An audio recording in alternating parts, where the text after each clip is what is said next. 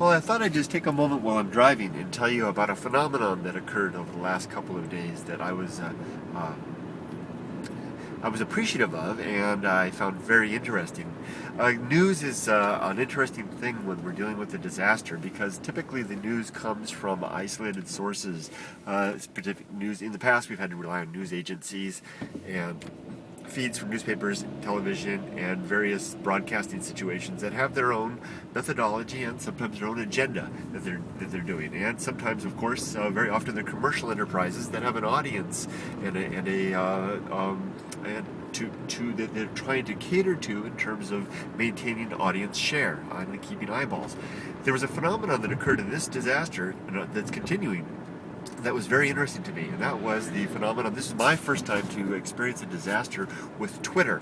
Now, I'm subscribed to, I follow, as is the term we use in Twitter, of course, I follow a number of different J-vloggers. J-vloggers, the word J-vlogger, of course, if you're not familiar with it, simply refers to the Japan vlogging, video blogging community, typically on YouTube, that small, relatively small group of pretty well-knit, tight-knit individuals who are known on YouTube as sources of information about Japan.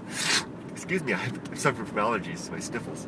Anyway, over time I've managed to follow a good number of those people, and what happened was, as this disaster unfolded, these people who are typically are experienced in documenting on YouTube began to use those same skills in documenting on Twitter, basically adding small bite-sized tweets of information through Twitter that were broadcast to their followers.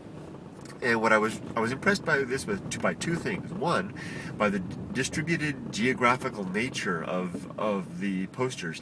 Different posters around Japan, able to broadcast from their locations and giving a perspective that was unique to each location. As well, and the second point that impressed me was that these people tended to not rely on rumor, but very often their tweets included citation of the sources that they were getting their information from, whether it be a Japanese news agency or something like Al Jazeera, or which Al Jazeera. Wow, good for you guys. You really showed up as quite an interesting source of news throughout this. I'm going to be keeping an eye on Al Jazeera from now on, and other sources. So they provided a pretty steady stream of information in consumable chunks with references to the sources where they got the data. I was really impressed by that, and found myself relying on the tweets of my fellow J-vloggers more than watching the more traditional news sources. I utilized a lot of that information to retweet or to repost on my Facebook account for the benefit of my family who don't necessarily follow are not on Twitter or do not necessarily follow all the J-vloggers.